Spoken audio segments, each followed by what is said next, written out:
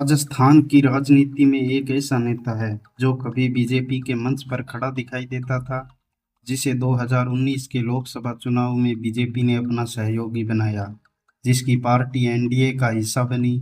लेकिन कुछ ही समय बाद वही नेता बीजेपी के खिलाफ सबसे बड़ी आवाजों में से एक बन गया।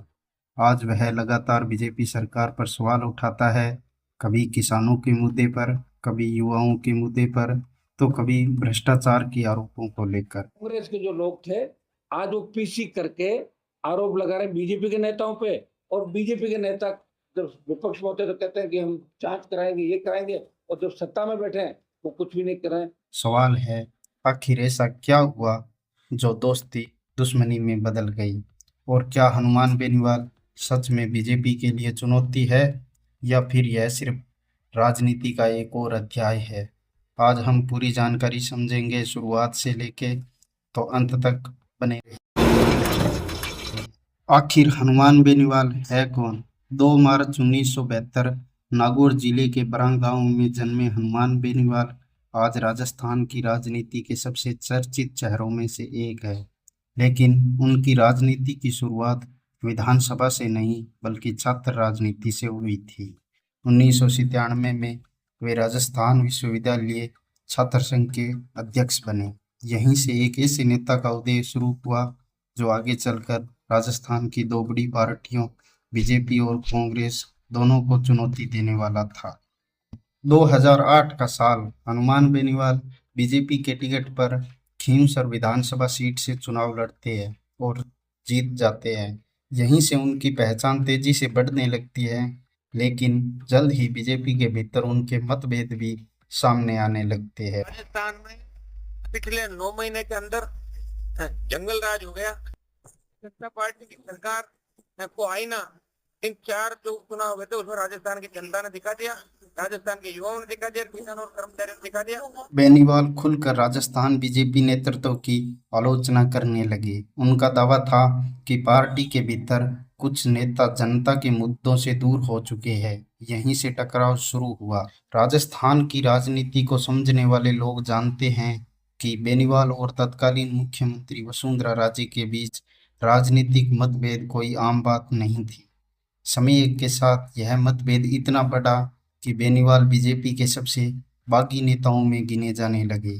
कई राजनीतिक विश्लेषकों का मानना था कि बेनीवाल का जनाधार लगातार बढ़ रहा था और वे खुद को एक स्वतंत्र क्षेत्रीय शक्ति के रूप में स्थापित करना चाहते थे। फिर आया 2018। राजस्थान विधानसभा चुनाव से ठीक पहले 29 अक्टूबर 2018 को जयपुर में हनुमान बेनीवाल ने एक नई पार्टी की घोषणा कर दी। नाम था राष्ट्रीय लोकतांत्रिक पार्टी, यानी आरएलपी। यह सिर्फ एक नई पार्टी नहीं थी, यह बीजेपी के खिलाफ खुला राजनीतिक विद्रोह था। बेनीवाल ने किसान, युवा और ग्रामीण राजस्थान के मुद्दों को अपनी राजनीति का केंद्र बनाया। कर्ज माफी, जवानों को रोजगार, कानून व्यवस्था, मजबूत लोकतंत्र, बिजली, टोल मुक्त राजस्थान, इनको लेके हमने राजस्थान सफलता भी मिली। 2018 चुनाव से पहले बेनीवाल ने राजस्थान के कई जिलों में किसान हुंकार रैलियां शुरू की। इन रैलियों में किसानों के कर्ज माफी, सिंचाई और एमएसपी जैसे मुद्दे प्रमुख रूप से उठाए गए। यहीं से आरएलपी को ग्रामीण इलाकों में बड़ी पहचान मिलने लगी। 2018 विधानसभा चुनाव में आरएलपी पहली बार मैदान में उतरी और पहली कोशिश में पार्टी ने 3 सीटें जीत ली। यह छोटी बात नहीं थी। राजस्थान जैसे राज्य जहां दशकों से कांग्रेस और बीजेपी का सीधा मुकाबला रहा हो, वहां किसी नई पार्टी का विधानसभा में पहुंचना अपने आप में बड़ी उपलब्धि थी। लेकिन कहानी का सबसे दिलचस्प हिस्सा अभी बाकी था।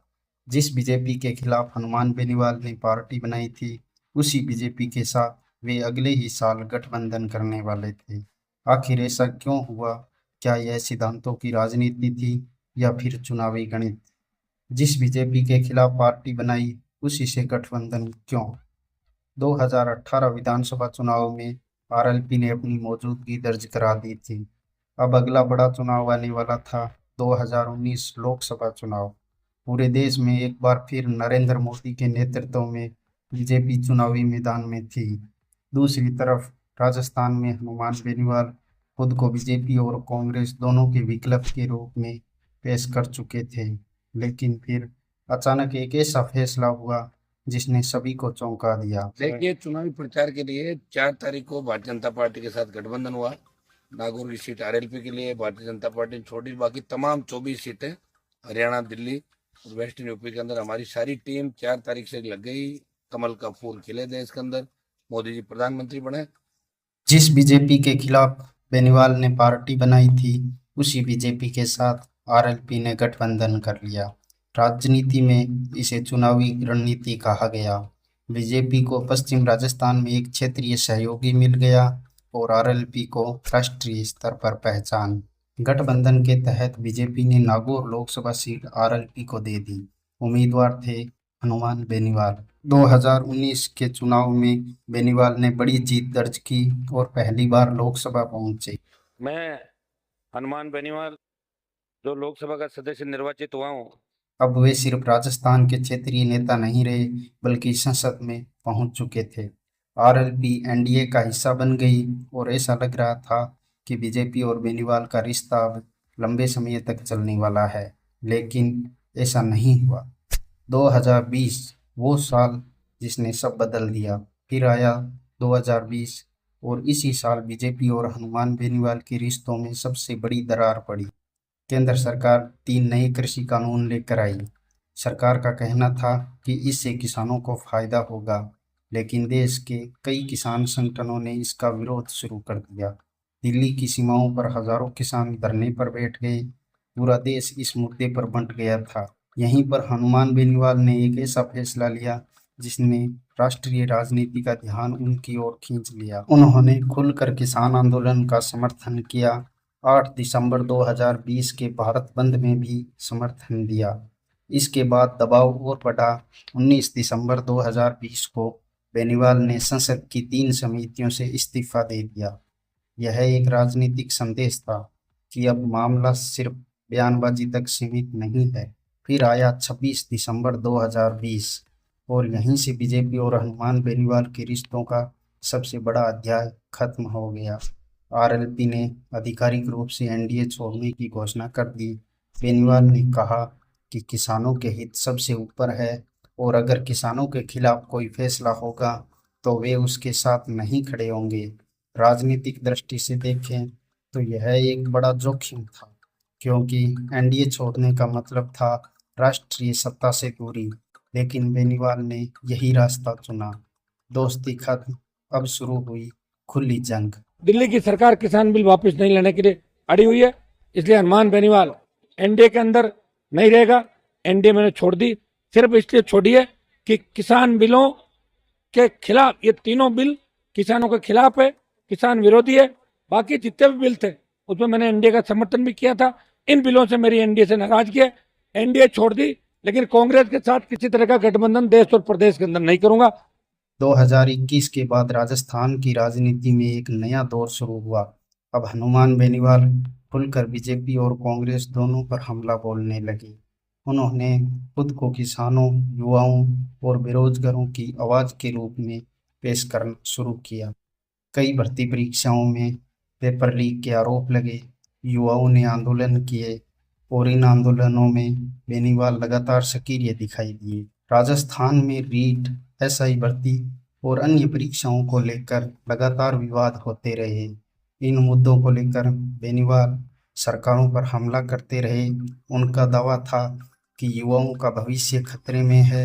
यही कारण है कि युवा वर्ग में भी उनकी एक अलग पहचान बनती गई कि आरपीएससी को भंग करके, एसआई भर्ती को रद्द करके, पेपर लीक की तमाम घटनाएं जो राजस्थान के अंदर हो रही है, जिन्होंने राजस्थान को बदनाम कर दिया, हम चाहते हैं कि इन मामलों की सीबीआई जांच हो। प्रधानमंत्री जी और गृह मंत्री जी अपील कर चुके हैं, टाइम भी मांगा है कि एसआई भर्ती रद्द करें और पेपर लीक की घटनाओं की रोकथाम के लिए नया कानून राजस्थान के अंदर बनाए। अब सबसे बड़ा सवाल, क्या हनुमान बेनीवाल वास्तव में बीजेपी के लिए चुनौती है? इसका जवाब इतना आसान नहीं है। राजस्थान में बीजेपी और कांग्रेस 2 सबसे बड़ी राजनीतिक ताकतें हैं, लेकिन नागौर, खींवसर और कुछ अन्य इलाकों में आरएलपी का प्रभाव देखा जाता है। विशेष रूप से जाट बहुल क्षेत्रों में बेनीवाल की राजनीतिक पकड़ को नज़रअंदाज नहीं किया जा सकता। यही वजह है कि कई चुनावों में उनके फैसले राजनीतिक समीकरण बदल सकते हैं। क्या फिर से गठबंधन हो सकता है? राजनीति में कभी भी कुछ स्थायी नहीं होता है, न दोस्ती स्थायी होती है न दुश्मनी। 2018 में बीजेपी के खिलाफ पार्टी बनाने वाले हनुमान बेनीवाल 2019 में बीजेपी के साथ चुनाव लड़ रहे थे। इसलिए भविष्य में क्या होगा यह कहना मुश्किल है, लेकिन एक बात तय है, जब तक हनुमान बेनीवाल राजस्थान की राजनीति में सक्रिय हैं, वे चर्चा के केंद्र में बने रहेंगे। हनुमान बेनीवाल और बीजेपी की कहानी सिर्फ दो राजनीतिक दलों की कहानी नहीं है, यह कहानी है महत्वाकांक्षा की, विचारधारा की, किसान राजनीति की और सत्ता के संघर्ष की। एक समय ये दोनों साथ थे, आज अलग है, लेकिन राजनीति में अगला मोड़ कब आ जाए कोई नहीं जानता। आपके हिसाब से क्या हनुमान बेनीवाल राजस्थान की राजनीति में तीसरा विकल्प बन सकते हैं, या फिर बीजेपी और कांग्रेस का दबदबा जारी रहेगा? कमेंट करके जरूर बताएं। ऐसे ही फैक्ट से रिलेटेड वीडियोस देखने के लिए चैनल को सब्सक्राइब करना न भूलें। जल्द ही मिलते हैं अगले वीडियो में, तब तक बने रहे दयालोचन।